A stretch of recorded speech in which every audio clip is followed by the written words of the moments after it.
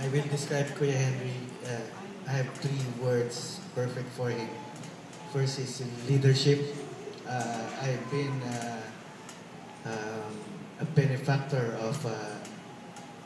of his of that character of him being a leader. I've served him under his leadership as a president of the PhilAm for 2 years, and um, there are so many kind um, things that he had accomplished, and those things will be in my heart and in my mind as a role model. I mean, his leadership is also kind because he is the person who, even though some people detracts him, it doesn't make any difference to him. He still has kind words for everybody, even if it's a negative thing or a positive thing for the group. Um, that kindness is also one of his very strong characters. And thirdly, his humility.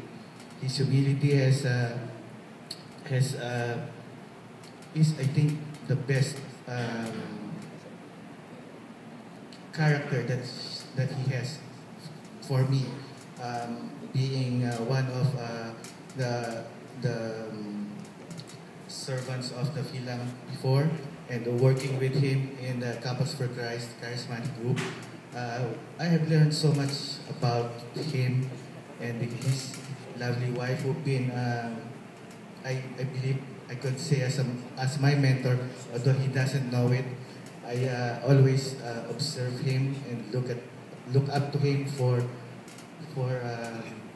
the kind thoughts and kind words that he has to say, like what was mentioned previously by our friend here, Cynthia. And Kuya Henry and Auntie Jeline are role models for I guess all of us, because they don't say much, but they show more, and those things will be a part of our life until we meet again. All right. Thank you, Kuya Henry, Ate Jeline, for being such good friends.